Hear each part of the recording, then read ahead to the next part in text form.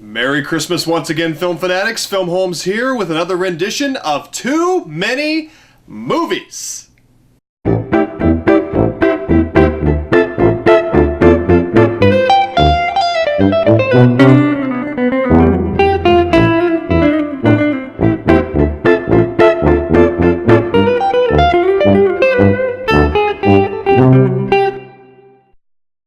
So for the second year in a row, we were given a Star Wars movie during the Christmas season. And the past few videos, I talked about the original Star Wars trilogy, the Star Wars prequel trilogy, Star Wars The Force Awakens, which is the beginning of another trilogy. And now we have kind of a movie in the middle, almost like a side movie that just came out. I saw it last night. Everybody is talking about it. It's already, made a lot of money. It's gonna make a lot of money. It's getting good reviews. Now I'm gonna let you know what I think about it, if it deserves the good reviews or not. And I was going back and forth whether or not I wanted to have spoilers in this or not. But since I am Filmholmes and I'm very much about not spoiling movies for anyone who watches my stuff, whether they're new movies or old movies, I've decided to not give away that much. Just give my thoughts about the movie and hopefully let you know whether it's worth seeing or not. Of course, I'm talking about the newest addition to the Star Wars Cinematic Universe, Rogue One, A Star Wars Story. So, let's take a look at it.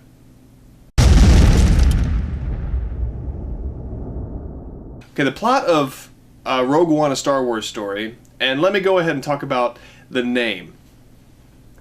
Some people, like that it's called, a Star Wars story, that's going to become a separate Star Wars franchise. It's different from the other movies. And I do think it sounds kind of like a kid's movie, like a Star Wars story. It sounds like, a book that you'd buy for a kid to introduce them to the Star Wars universe. But honestly, I don't mind it. Like, the more I thought about it, I was like, I kind of like it. Like, Rogue One, A Star Wars Story. Frankly, I don't really think it's that bad of a title. Like, a lot of people have complained about it. A lot of people just don't care. I want to throw in my 2 cents. Personally, I think it's fine. I think it's okay. I think they probably just could have called it Star Wars Rogue One. But at the same time, that does sound like, a part of the trilogies almost, or I can't think of how to put it, and they're trying to separate it from those, like this is not those movies. And you see that from the very beginning. It does say in the beginning, from a galaxy far, far away, but then the movie just kind of starts. It just, boom, like it just begins. You don't get a credit scroll. And they already said that they weren't going to do this, but some people are surprised and even pissed off they didn't. I knew they weren't going to do it. I think it's a better idea that they didn't do it, quite frankly, because it's a side story. That's what these Star Wars story movies are going to be. They're side stories. They're not, they fit in there, but they, whatever. It's nitpicking, guys. Just either enjoy the movie or don't enjoy the movie. Who gives a crap whether they did the text scroll? Who cares? But the plot is this. I'm not going to remember names of characters. I'm sorry, which is probably a good thing because I don't want to ruin anything. But there's a man who used to work for the Empire as like an engineer or whatever, and he escaped with his family, his wife and young daughter, who becomes the main character, the main hero, played by Felicity Jones, wonderful actress. She does a great job in this, does just fine. But the Empire finds him. He escaped to a planet and just tried to live a simple life away from them, but also wants to help the rebellion, the Rebel Alliance. Well, they find him. They take him away. The daughter escapes. She grows up and doesn't really seem to want anything to do with the war against the Empire, but kind of gets back into it when she finds out that her father is possibly still alive. And also along the way, the Death Star has been built and is ready to be tested, and the Rebel Alliance is trying to figure out what to do. And eventually, it's found out that the plans of the Death Star could be stolen, and could be used because, well, I can't even say that because I don't want to ruin anything. Because there could be a glitch in the Death Star, which if you've seen A New Hope, you know what that glitch is. And basically this movie is about how Rogue One, this group of rebels, stole the Death Star plans and got them to the Rebel Alliance. That's really what this mainly is about. That's what I'll say the plot is. Because I don't want to say too much, because if you go in not knowing anything, like I did, I went in not knowing a thing. I mean, I knew that was going to be the plot, but I didn't know how they were going to go about it. And I was very excited to see this. You know, it's like next year we get episode 8, which I'm much more excited about. But, and some people complain it's like, you know, we used to have to wait every 2 to 3 years for a Star Wars movie, and now it's like we get one every year. And yeah, eventually that bubble may burst, but you know what? It's okay. Like, I have a Star Wars movie to look forward to every year, if they're done right. And Star Wars Rogue One, for the most part, was done right. What can I talk about? Let's talk about the acting. The acting was good. It was fine. It wasn't spectacular acting, and there really weren't many big emotional scenes or anything. The two main characters, they're fine. They don't really have chemistry, and they kind of hint at they could have a love story, but they don't really have the time. But they're fine. The side characters is where this movie shines. The robot, which is voiced by Alan Tudyk, he's the comic relief in the movie, and he has the best lines and some of the best comedy I've heard this year. The best timed comedy, the best written comedy, but it is kind of forced because this movie is very dark. It's probably the darkest Star Wars movie there's been yet. And I mean that in a good way. They took a lot of risks with this movie, but it's obvious that character is there just for some levity, just to make the movie not such a bummer. And he does the job very well. Like, I like the character of the robot. You know, I wish we could see him again. But, you know, as you know, like, this movie is kind of one and done for most of the characters. I mean, it's how it is. You know that going in, and that's what really makes the movie so bleak, is that you know the majority of the characters are probably not going to make it out.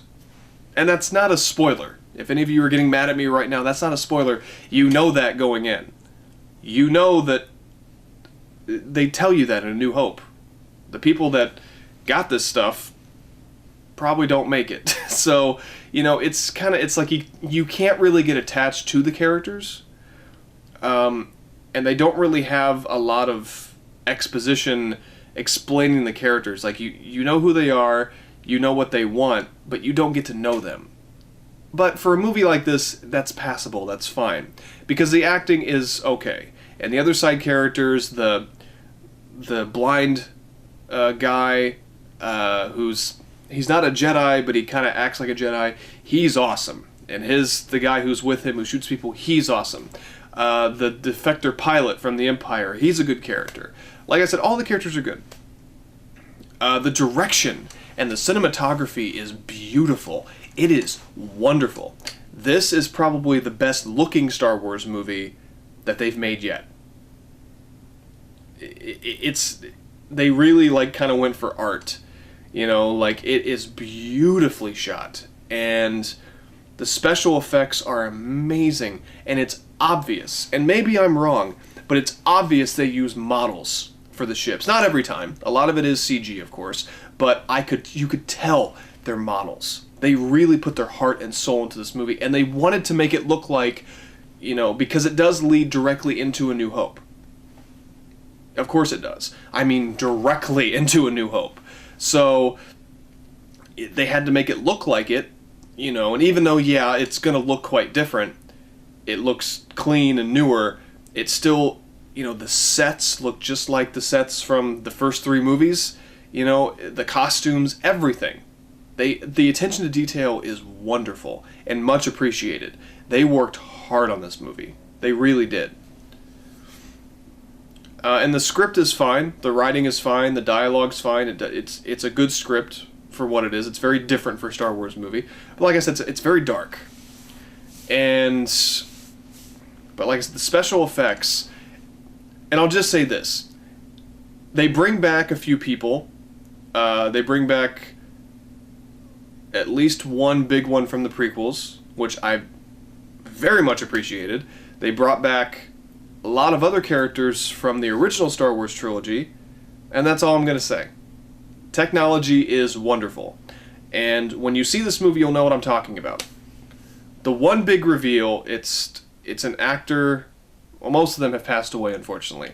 But one big actor that's in this, that was from the original trilogy, they use CG to recreate him.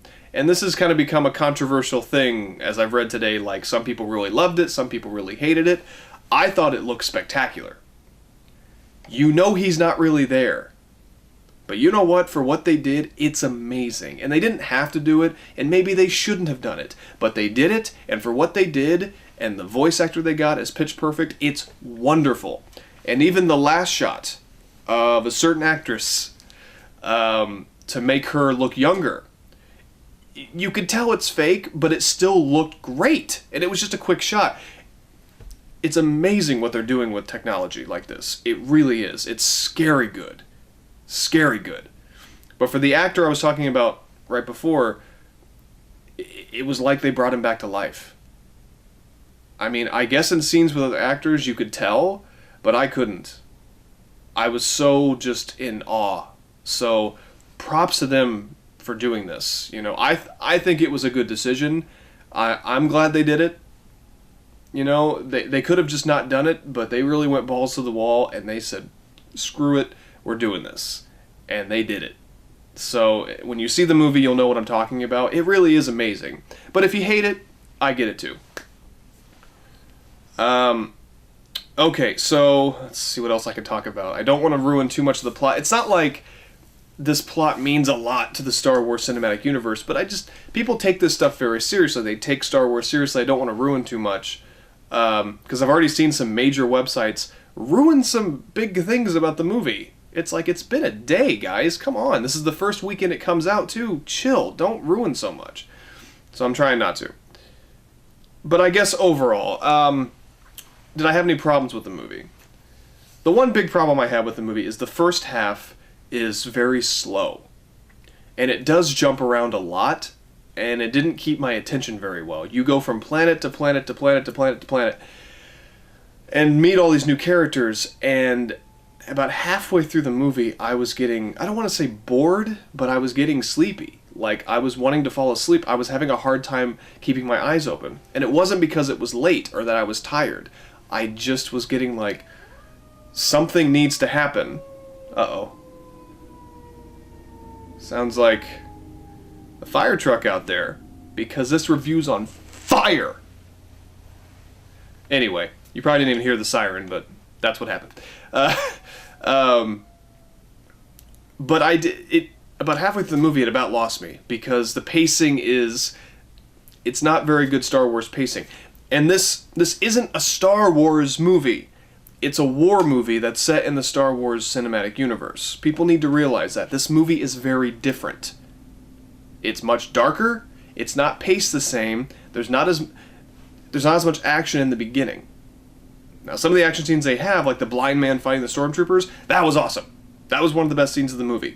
But then it kind of it lost me a little bit. But then halfway through the movie, it picked up, and woo, like the rest of the movie until the end, you didn't want the movie to end. So the first half is wonderful. It really is wonderful. It has a lot to set up for one movie. But the pacing was just a little bit on the slow side. So that is a negative. But the second half of the movie, good God. And the final battle is amazing.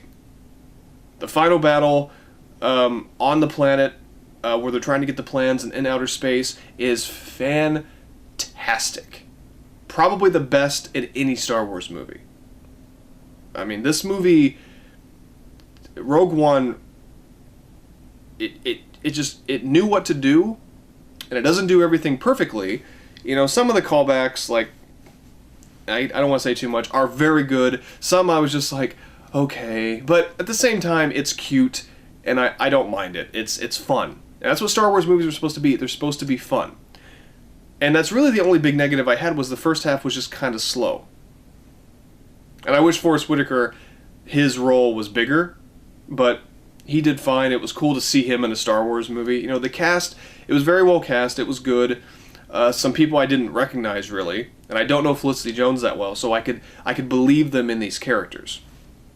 And the characters they brought back, you know, that was cool, and it was like, oh, I remember him, and I like that. I thought that was cool.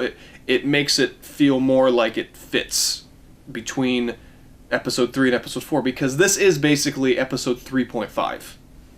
Like, when I get the movie when it comes out, I'm going to put it in between Revenge of the Sith and A New Hope. Because that's just, it makes sense. It's a side story. It's something that we didn't need to be told, but kind of wanted to be told. And another plot point that I'm not going to ruin, but I'm just going to say, it takes one of the biggest plot holes in A New Hope that's been made fun of countlessly, and it gives it a reason. And honestly, a very well-written reason. I thought this movie was cleverly written, and I'll have to watch it again, but so far I couldn't really find much negative like, oh, that doesn't make sense. I mean, most Star Wars, it doesn't make sense. You know, it's fantasy. But I thought it was very cleverly woven in why what happened to the Death Star happened. I thought it made a lot of sense, and it was a question I'm glad they answered. So, you know, you'll see what I'm talking about, but I thought it was very cleverly done. And I'm glad it exists. And like I said, the only negative is just the first half is slow, and a lot of people are saying that because it's true. It's a little difficult to get through, but it's still interesting, and it is a very fun movie. Very fun, but it's very dark and kind of depressing. But I like that. I like that they did something different. And I think Episode 8 next year is supposed to be dark as well, but I doubt it's going to be this dark. But they did a fantastic job. This lived up to the hype, and then some. And the last thing I'll say is, of course, Darth Vader is in the movie. James Earl Jones comes back and voices the character. I think they had multiple people in the costume. It's too bad they couldn't get Hayden Christensen to be in the costume. Maybe they did, I don't know. But he definitely steals the show. And it's actually in the middle of the movie when you finally see Darth Vader. That's when the movie picks up for me. From that point on, it is pure Star Wars gold. And some of the best Star Wars scenes in the history of the franchise. And that's about right in the middle of the movie. And he's got this great dialogue scene with the main bad guy in Rogue One. I know Darth Vader is the main bad guy, but... And then, yes, there's a scene at the end of the movie with Darth Vader that is every Star Wars fan's wet dream. I'm not going to ruin it for you. I'm just going to say it is badass. Probably the best part of the movie because it's almost unexpected and it is awesome. It's like a scene out of Star Wars Force Unleashed, the video game. It is awesome. And Darth Vader is just awesome, as always. And I think that's really all I can say without ruining anything. I don't want to give any spoilers. But I was so happy I saw it, and I saw it in IMAX on the big screen. I saw it in 3D because you don't have a choice. There's no 3D in the movie. It's just, there's no point, but didn't have a choice. The sound was fantastic. The movie was beautiful. The cinematography was wonderful. The acting was fine. You know, the script was good. It was clever. Direction was great. Like, it told a story that we didn't really need, but I'm very thankful that they did it. And I think it is a great start to a new franchise for Star Wars, the Star Wars story saga. You know, I like that. And I think it's a very good start and a fresh start to something like this. So, Rogue One, A Star Wars Story, right now I give a 4 out of 5. I think that's pretty fair. The reason why it's not 4.5 is because I know Force Awakens I gave 4.5. And Rogue One is a lot better than Force Awakens in many ways. But that first half with the pacing, it's a long time. You know, that's a problem. not a big problem, it just is kind of a problem. And it took me out of the movie for a little bit. Just by the first half of the movie, I was just like, oh my god. And then finally, when Darth Vader showed up, boom, the rest of the movie was just balls to the wall, fantastic. But that's a pacing problem, it's an editing problem, and it's hard to ignore. And there's really no outstanding acting in the movie, you know, and it's not that it's bad, it's good, it's passable, but it is a lot of just not much expression in the faces. It kind of reminded me of the prequels a tiny bit, but not nearly that bad of acting. So that's a fault, even though the actors do fine, they're good, but, you know, nothing really spectacular, no performances that stand out, minus the robot voiced by Alan Tudyk. You know, some of the callbacks seemed a little forced, while some were awesome, but I think the movie is a 4 out of 5, and it's a high rating. It really is. It's not as much fun as Force Awakens, even though it does some of the stuff even better. Like I said, this is probably the best shot Star Wars movie and the best cinematography from a Star Wars movie I've ever seen, but at the same time, the story isn't as much fun. It is very dark, and even though it did leave me wanting more, at the same time I was still like, yeah, okay. You know, I didn't go, wow, you know, what a wonderful time. I didn't have that like I had in Force Awakens. Like in that movie, I was just like, wow, I need to see that again right away. And Rogue One, I could go see it in the theater again, but I'm not going to rush and do it. Like, if I don't see it in the theater again and I have to wait till it comes out on Blu-ray, I'm okay with that. Like, that's the best way I can explain it. So Rogue One, A Star Wars Story, 4 out of 5. Go see it if you're a Star Wars fan. Even if you're not, you may really enjoy it. Maybe it'll get you into Star Wars. It is a very good movie, well worth your time. It's just the first half, a little bit slow, but some people may not think that. But wonderful movie. I thought they did a fantastic job.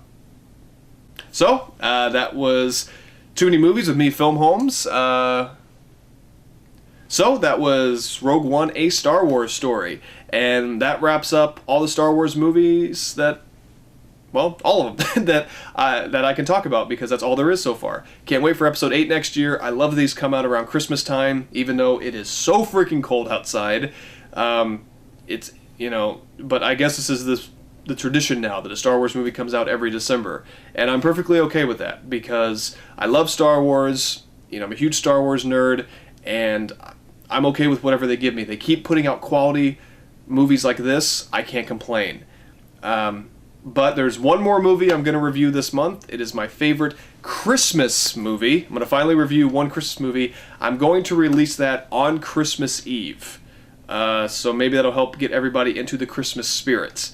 I'm not going to say what the movie is, but like I said, my favorite Christmas movie. And if I'm still doing this show next year, I'll actually review, you know, a lot of Christmas movies, as well as a new Star Wars movie, because come on. But it's been a lot of fun talking about the Star Wars movies, because I love them, and I'm so happy I saw Rogue One. But this was Too Many Movies. I'm Filmholmes. As you see, I got more movies I gotta watch, so I will see you in the next video. Take care.